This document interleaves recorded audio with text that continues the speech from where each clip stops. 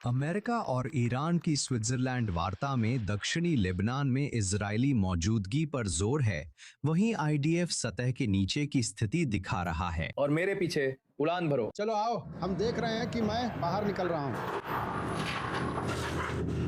91वीं division और 551वीं brigade की सेनाओं के साथ जो दक्षिणी लेबनान में पाए गए सबसे महत्वपूर्ण भूमिगत परिसरों में से एक में दाखिल हुए हैं। माजदल जून दाम के बीचों बीच, जो इजरायली सीमा से लगभग 10 किलोमीटर दूर है। हम असल में अब शिया केंद्र की ओर बढ़ रहे हैं। अभी हम माजल सोन पहुंचने वाले हैं। ये उन गांवों में से एक है जो पिछले साल के दौरान आईडीएफ बलों और खासकर उत्तर के निवासियों के लिए बहुत बड़ा खतरा बना रहा।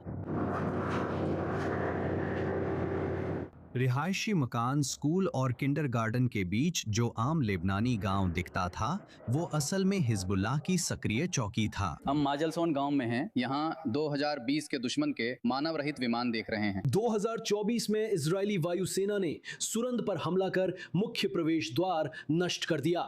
हम केवल कल्पना कर सकते हैं कि अगर सुरंद सक्रिय रहती तो वे मानव रहित विमान कहां तक पहुंचा सकते थे। यहाँ 8 टन से अधिक विस्फोटक, बम, हथियार और अन्य चीजें हैं। मुझे ये कहना होगा कि मैंने आज तक इतना बड़ा हथियारों का जखीरा कभी नहीं देखा। 29 मीटर की गहराई पर 200 मीटर से अधिक भूमिगत मार्ग, जिसमें 12 कमरे और 4 लॉन्च शाफ्ट थे जो सीधे इजराइल की ओर निशाना साधे गए थे। एक कमरे में विस्फोटक, दूसरे में टैंक रोधी मिसाइलें, बाकी में युद्ध सामग्री, सर्वाइवल उपकरण और मानव रहित विमान थे। यह असल में एक फैक्ट्री है जहां बेस से लेकर पंखों तक के मानव रहित विमान तैयार किए जाते हैं, और जो विस्फोटक सामग्री हमने पहले देखी वो सब इस्तेमाल के लिए तैयार है, खासकर इजराइल के नागरिकों को नुकसान पहुंचाने के लिए। यहाँ रखे कुछ बम 200 किलोमीटर तक पहुंच सकते हैं।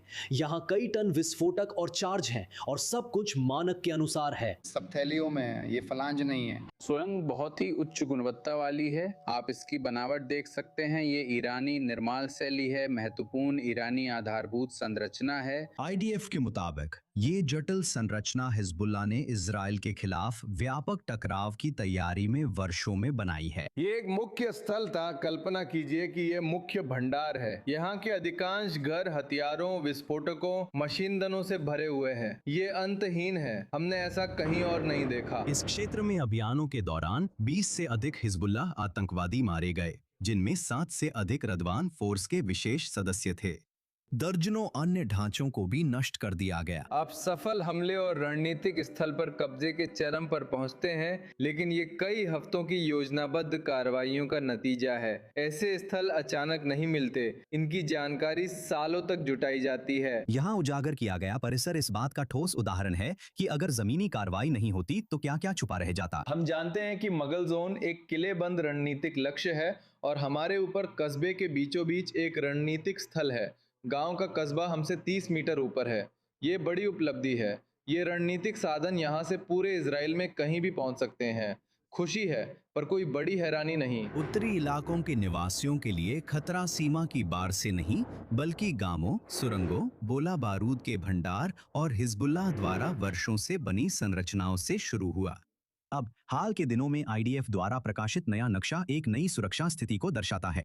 अब सुरक्षा केवल सीमा बार पर नहीं, बल्कि क्षेत्र के भीतर से शुरू होती है। जब आप किसी घर में प्रवेश करते हैं और वहां पूरी तरह से भरे हुए सैन्य किट के बैग पाते हैं, तो ये समझ और भी स्पष्ट हो जाती है कि गांव असल में एक ढोंग था, नागरिक रूप की आड़ में बना ढांचा, लेकिन पूरी तरह सैन्य ढांचा। उत्तर निवासियों की घर वापसी के 1 साल से ज्यादा समय बाद भी आईडीएफ दक्षिणी लेबनान में अभियान चला रही है। वे आतंकवादी ढांचे को खत्म कर हिजबुल्लाह को इजराइल के साथ मुकाबले की अग्रिम पंक्ति में लौटने से रोक रहे हैं। भले ही व्यापक युद्ध रुक गया हो, उत्तर की रक्षा के लिए लड़ाइयां अभी भी लेबनानी क्षेत्र के भीतर गहराई तक कैमरों से दूर जारी हैं और खत्म नहीं हुई हैं।